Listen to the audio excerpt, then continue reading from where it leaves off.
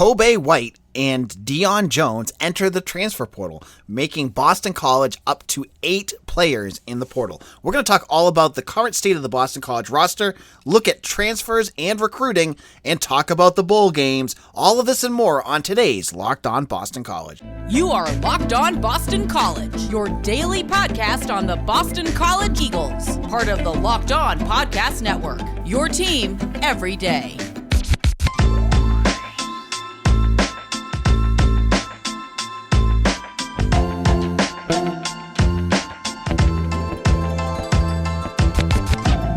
This is Locked On Boston College, AJ Black. This episode is brought to you by Omaha Steaks. The holidays are around the corner and finding the perfect gift is tricky. Omaha Steaks makes it easy to send friends and family an unforgettable gift guaranteed to be loved. Go to omahasteaks.com and enter college into the search bar to order the perfect gift package. All right. Transfer portal news. It just seems like every day it's like 2 or 3 more players. And honestly, none of this is all that surprising because we have seen Jeff Hafley on Sunday say basically there's a numbers crunch with the super seniors and players coming back and all these other things. They needed to shed some players. And so he had frank conversations with some of the kids that he did not think would have a role on the team and told them it would be best for them to find other places. So on Wednesday, Boston College had 2 more players in, and these are bigger names, I think. Kobay White, wide receiver, and Dion Jones, safety. Both of these guys have been starters in Boston College's past couple seasons, but their roles have been both limited recently because of injuries. Now, let's start with Dion Jones. Dion Jones was a safety. He came from Maryland in 2020.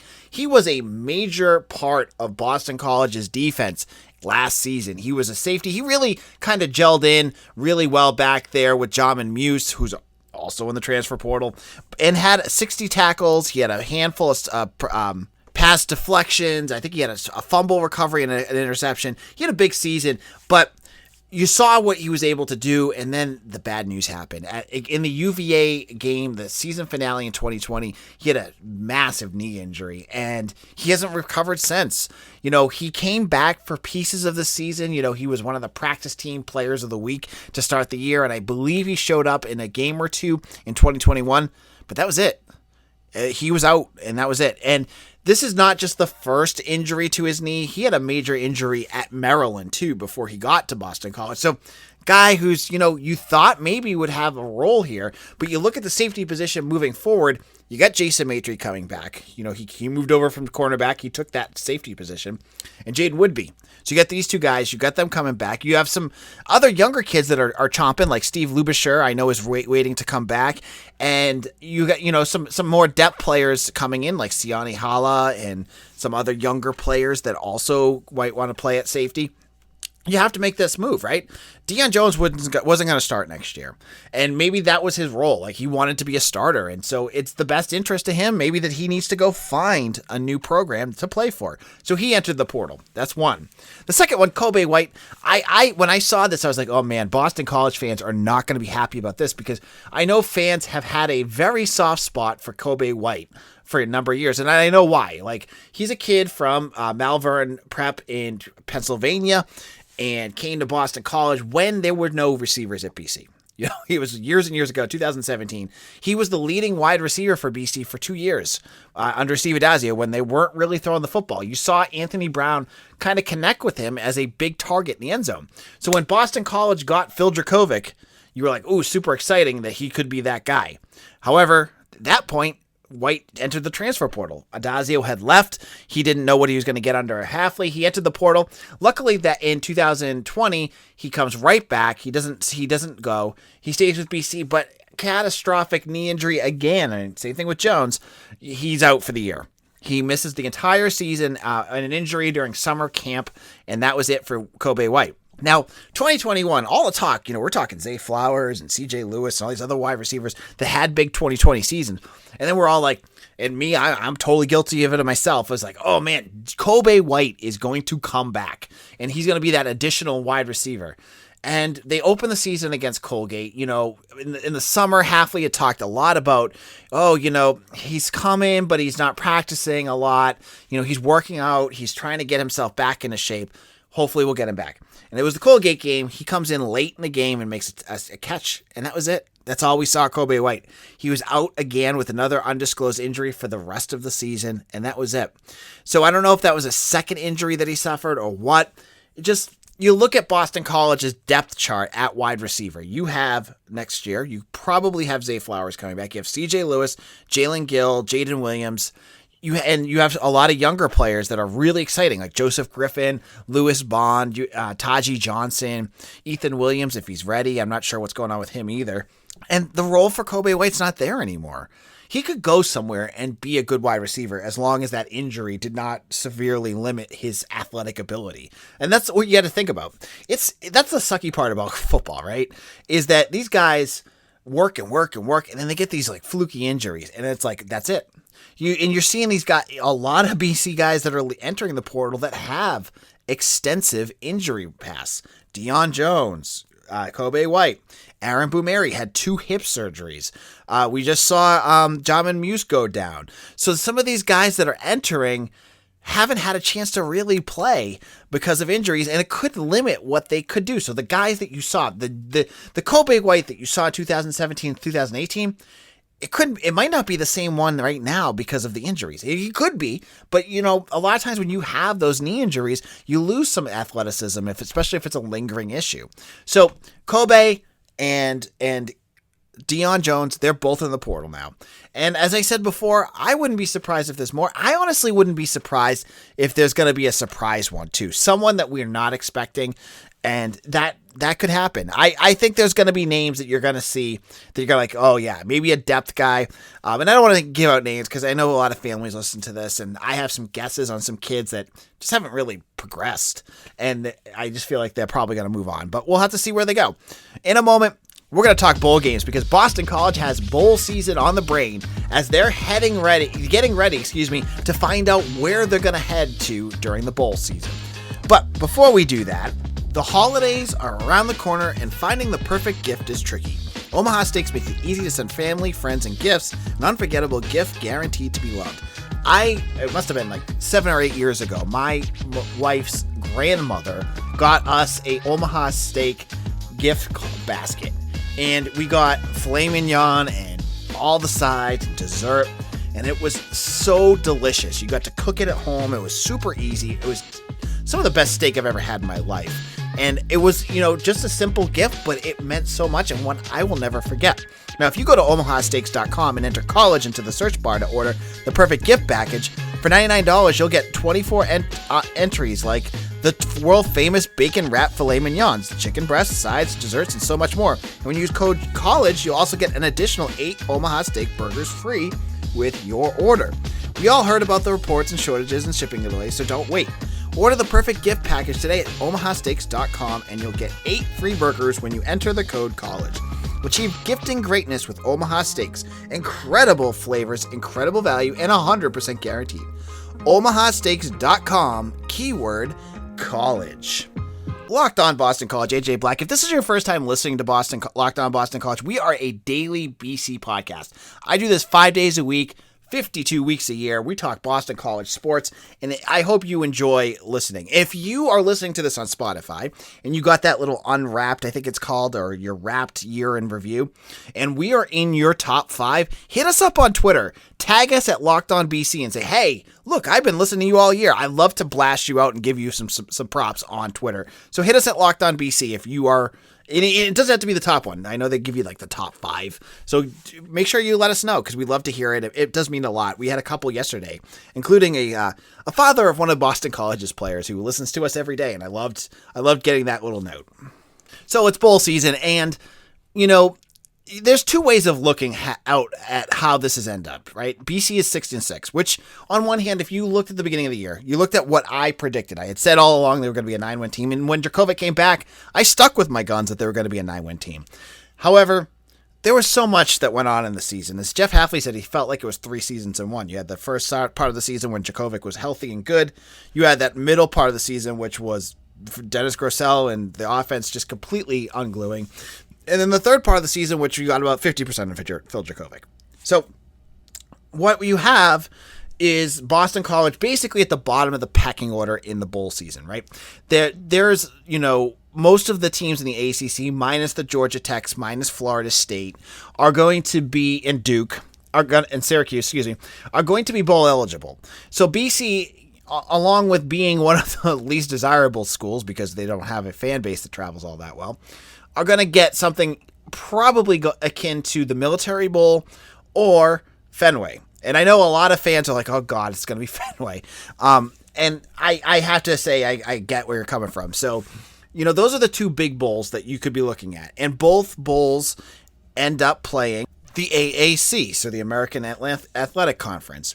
Now, I would much rather see, I have my other thoughts here, but I'd like to see them go to Maryland just to give them a chance to travel a little bit. But there's a part of me that's kind of selfishly hoping they say the Fenway Bowl, and I hope that this does not become a every year thing. But I'm sure college bowls, I know some people are worried that we're going to be at the Fenway Bowl every single year. A lot of bowls have specific contract language that they're not allowed to have, like, you can't send Syracuse to the Pinstripe Bowl every single year. You have to Space it out. So if they get sent to the Fenway Bowl, I don't think it's the worst thing in the world. They're going to end up either playing a team like SMU, Memphis, or Houston. They're not Power 5 schools, but they're still solid programs. Houston was 11-1, and they're playing against Cincinnati in the AAC championship. Very, very good school that had some, solid wins against Memphis, SMU. They beat Navy. They only lost to Texas Tech in the opener, but they've won every game since. So Houston could be on there. It could be Memphis as well. Now, Memphis is a program I think Boston College would actually match up really well. They're 6-6 though. Man, if that doesn't excite you, with two 6 and 6 programs, I think that will kind of lessen the fun of that. And SMU is they are 8-4. So those are the three schools. Obviously, Houston would be fun. Very good program. I don't think they're going to end up with them. So it's probably going to be either SMU or Memphis facing off against Boston College. But that's all going to come out on Sunday. They usually comes out Sunday evening. They release it in drips and drabs as they get those announcements. And, I think no matter what happens, and I know some of you don't even care about the bowl games because you think that there's too many or that it's rewarding mediocrity, whatever it is. Just remember when you're watching a bowl game that this gives the team extra practice. This gives the team the chance to use that for recruiting. And as much as you don't care that they're playing in the Fenway Bowls, recruits care. Okay? And I'm telling you, some of them, knowing that a school, you can say to them, oh, BC's been to a bowl 5 years in a row. That's a big deal. Okay? So as much as you don't care, remember, this helps the program out. It gets the players are excited about it for the most part. The recruits get excited about it. It gives the coaching staffs things to use. So you got to be excited a little bit. And I know all in all, we'll get excited when the game gets here. And we'll hopefully get a game where Phil Dracovic will be more than 50%. It's another 6 weeks or so since he last played. So that should give him plenty of time for that wrist to get better.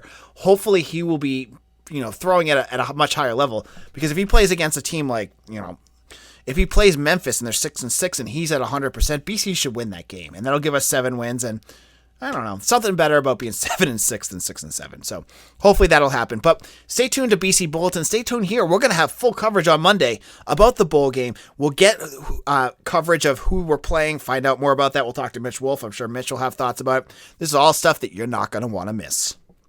In our final segment, we're going to look at our recruiting class, talk about some of the news that's going along where BC is in terms of the class of 22, look ahead to the 23, and talk about how some of these coaching changes may affect how this class wraps up. BetOnline has you covered all season with more props, odds, and lines than ever before as football season continues to march to the playoffs. BetOnline remains your number one spot for all sports action this season. Head to our new updated desktop or mobile website to sign up today and receive your 50% welcome bonus on your first deposit. Just use promo code LOCKEDON to receive your bonus. Let's know if any of you are following our Eric Hofstas lead of doing all the fades on BC's over-under, going all below, going under on everything. Want to see how that goes this season. From football, basketball, NHL, boxing, and UFC, right to our favorite Vegas casino games, don't wait to take advantage of all the amazing offers available for the 21 season. BetOnline is the fastest and easiest way to bet on all your sports action.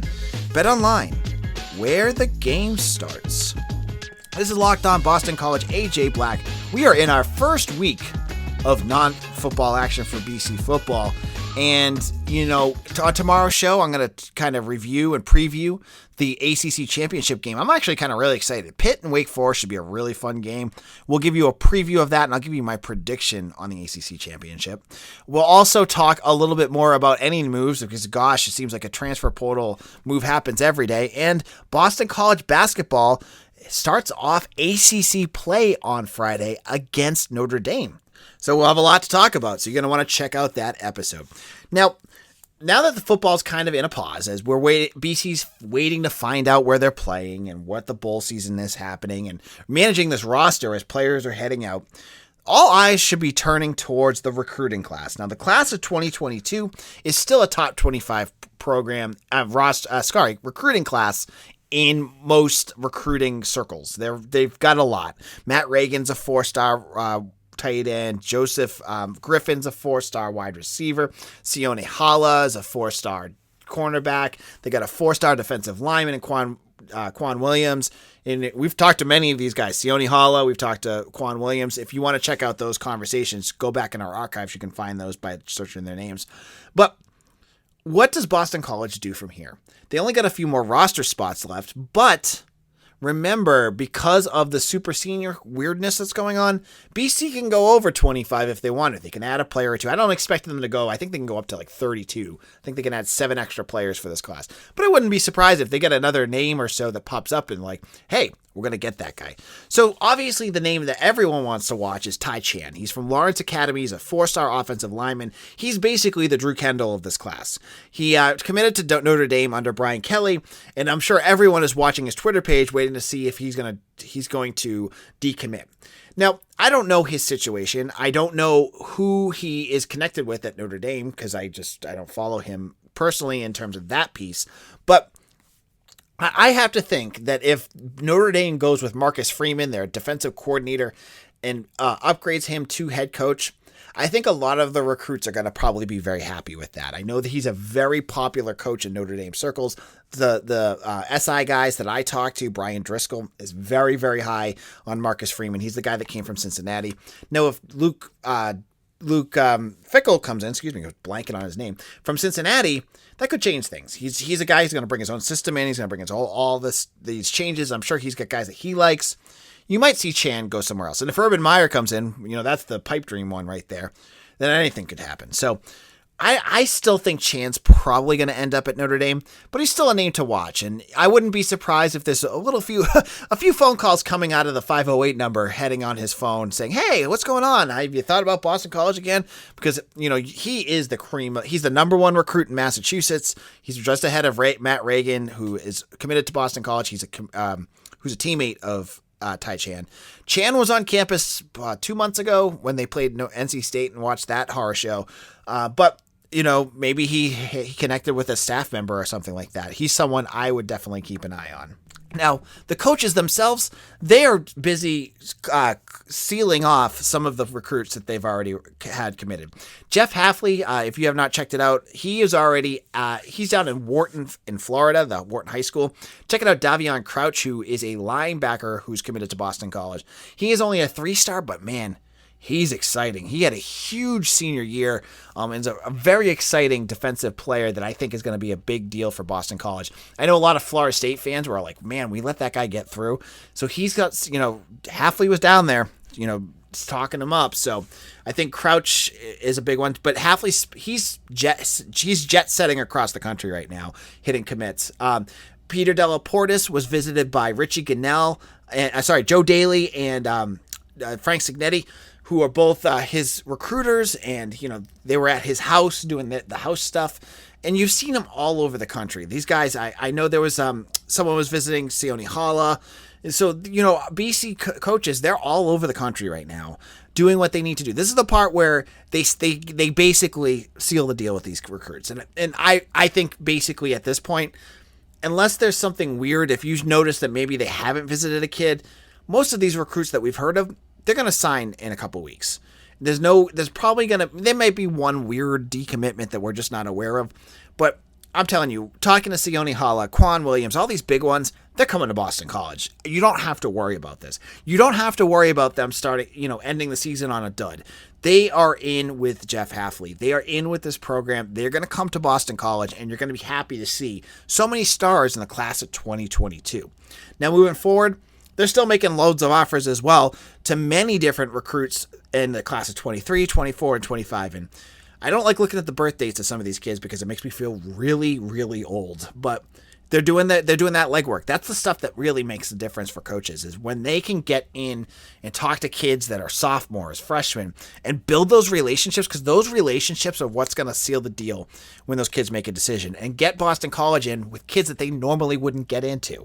And that's the key to Jeff Hafley. And we'll talk about Hafley and his tenure so far next week, but what he's been able to do to get into the door with kids that Boston College hasn't been able to get in with is a major coup, and why his tenure so far may not have been totally successful on the field, but is going to pay dividends when these kids start showing up for Boston College.